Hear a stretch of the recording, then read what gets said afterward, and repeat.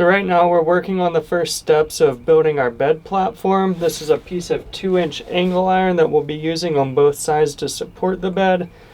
And then we'll have 1.5 inch pieces of square tubing that run side to side to support everything. And then we'll put bed slats on top of that running front to back. Now that we have our length marked out, we're going to be cutting the angle iron with this concrete saw. And then we'll go through and drill the holes out to match the bolts that we have coming out of the frame of the van. And then we'll bolt it right in.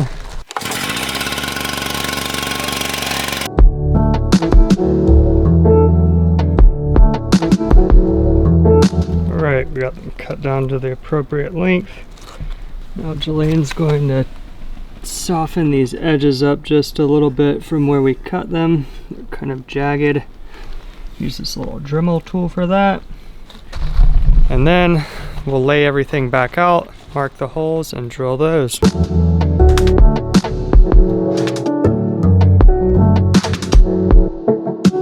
Right, we're just going through and marking out the bolt holes right now. Then we'll transfer these marks onto the back side of this, flip it over, and drill everything out. Hopefully it all lines up.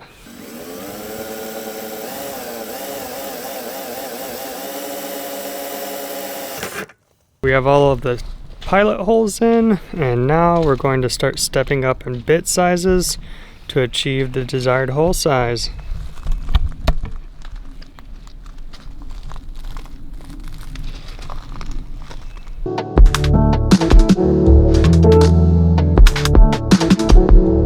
After manipulating a couple of bolts and a couple of holes, everything finally lines up, and we're going to use a wire brush to clean this metal up a bit, and then we're going to paint and primer it.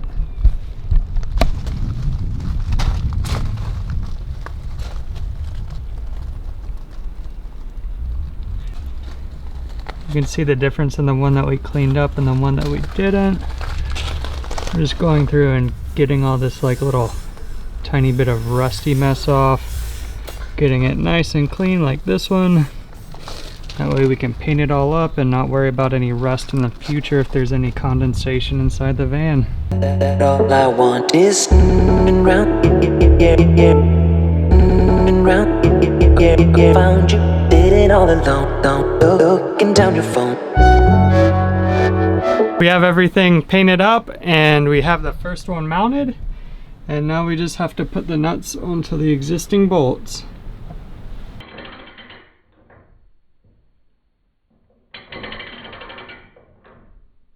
We're about to start cutting the bed rails. We're using 1 5/8" galvanized unistrut, the same stuff that we used for our roof rack. We actually had a 1.5 pieces left over from that, so we'll be using that scrap along with 2 other sections. I'm pretty sure with it being 12 gauge that'll be plenty to hold us side to side, and we'll also have bed slats, wooden bed slats that go across that as well. So let's get to it.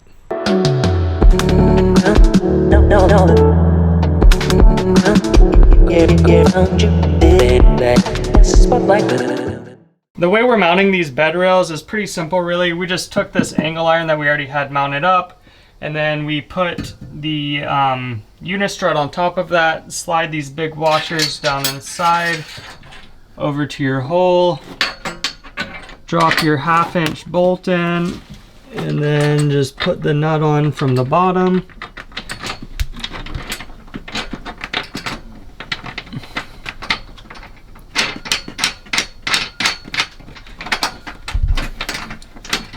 Pretty simple really. I wish the unistrut was a little bit wider though, because it is kind of a pain to tighten it down. You kind of have to like jam one wrench in up here and then tighten it from the bottom with another wrench. And our deep well socket was too thick to fit in the unistrut, and there wasn't enough space on the bottom between this sheet of plywood to put it either, so stuck with this method, but it's not too bad. So this is the table partially mounted up. It's not fully attached yet. But this is pretty well the concept of it. There will be a handle right here that we pull, but for now, it will just come out. And then that way when we're sitting at the bench, pardon the mess, we're like kind of working on the van, kind of moving into it. And then when we're done with it, oops, we just push it back in here and then it's out of our way. So definitely looking forward to that. We started off putting the lagoon mount system there, but we realized that it wasn't going to work for us and that it was always going to be in the way and it'd make the van feel a lot more closed off. So this took a lot longer to come up with, but we're really happy with the results and looking forward to this just to have a more spacious option. Now we can attach everything a little bit better on the table and keep moving forward with the bed. I'm currently working on the final piece of the bed frame system, and this one is actually like slightly cantilevered. So as you can see, we're using L brackets on both sides. These aren't in yet. And then this is what it will look like once it's finished. Just a short little piece in there to tie everything together. And we're just doing this to gain the most space out of our bed as possible. And when you shut the door, you can see there's just a tiny little space in between this and the door. So it's really working out perfect as far as spacing goes, and that is rather shocking, to be honest. We are thrilled with it though, so just a few more bolts and a couple more small pieces and this bed frame will be complete and we'll be ready to put the bed slats on.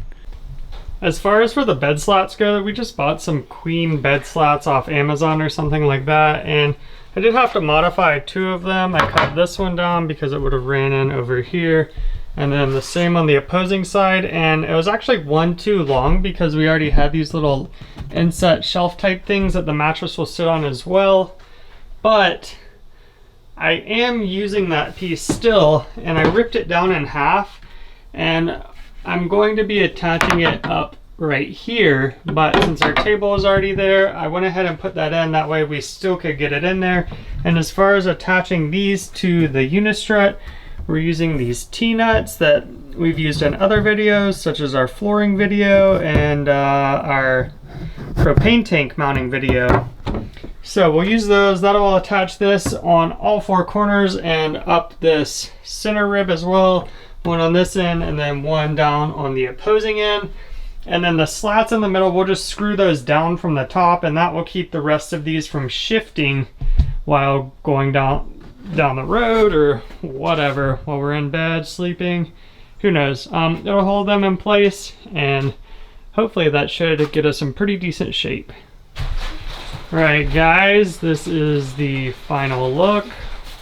Everything has been attached and secured. I went ahead and did add some LED lights for the garage area while I was at it. So that took a little bit more time, but now we are ready for the mattress, and I think that's probably the most exciting part.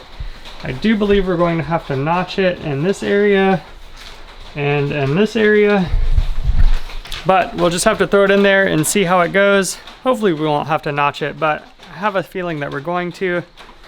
Hopefully a bread knife cuts it. I'm not really sure what you cut a mattress with. That's kind of unorthodox, so let's see. Last night we took our van home because that's where our mattress was. We've been working on the van over at my parents' house, but we put it in it and big surprise, it didn't fit.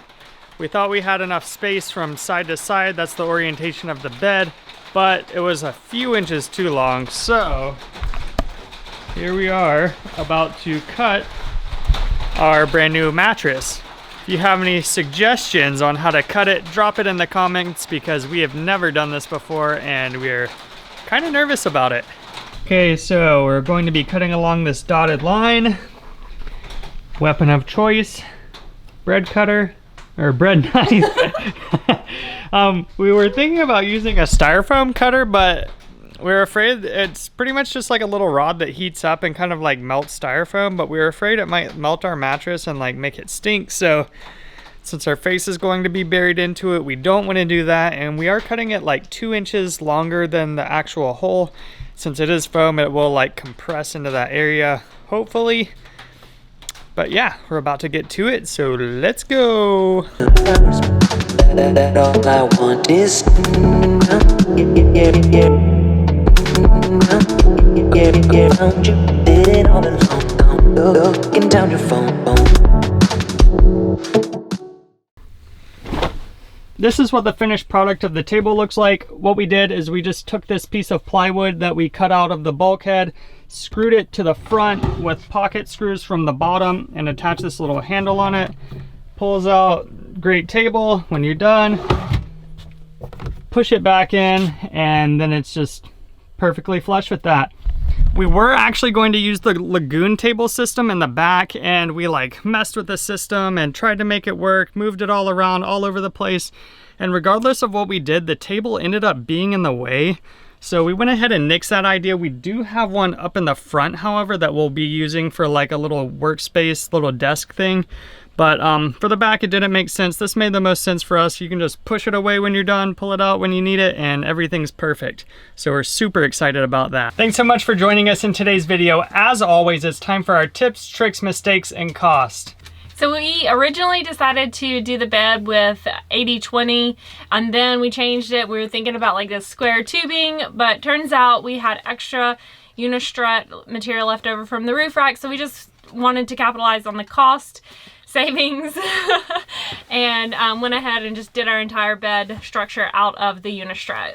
And really, I think that was easier because all we ended up having to do was just drill a couple of holes. We already had the hardware left over from the roof as well, and then just run some nuts and bolts down through the L bracket that we cut and then installed. And it just like bolted right up, and it's super strong. We haven't had any problems out of it, and we've been sleeping on this baby for about a month now. As far as like the planning goes of your bed, we planned ours like immediately. As soon as we started doing the furring, we did these little like recess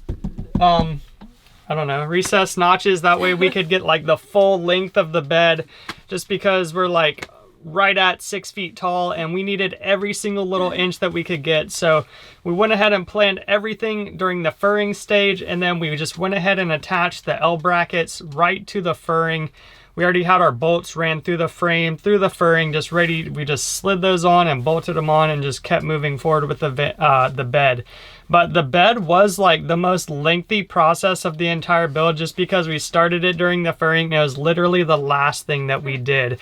We didn't want to like get our new mattress dirty or anything like that. No, and it made it easier for us to like complete everything else that was in the bed area, like the cabinets, the final paint, all of that stuff, the shiplap, the trim, all of that stuff was so much easier to complete without this bed being here.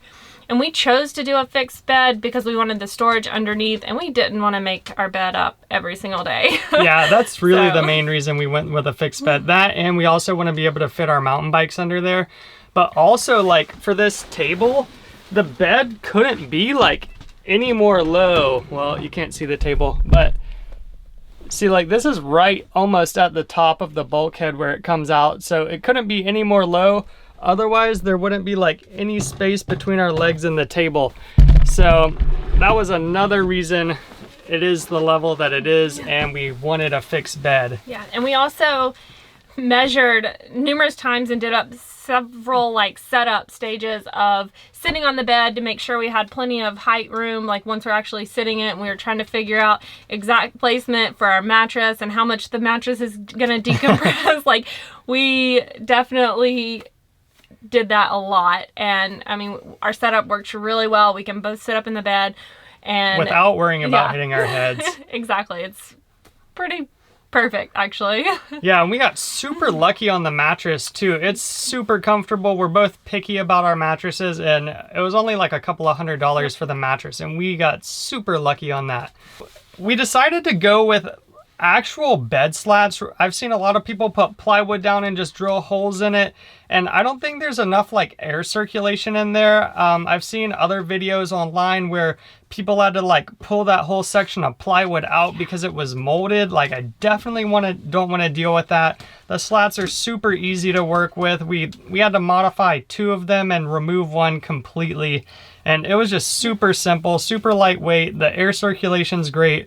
Couldn't recommend that more. So the total cost for this project, including the mattress, was $632.20. Thanks so much for watching today's video. If you gained any value out of this video or you're interested in seeing any other van build videos, check out this playlist right here and consider subscribing for more van build content. Drop us a question in the comments if you have any. We're Ben and Jelaine with Nomadic Visuals, and we'll see you all in the next one.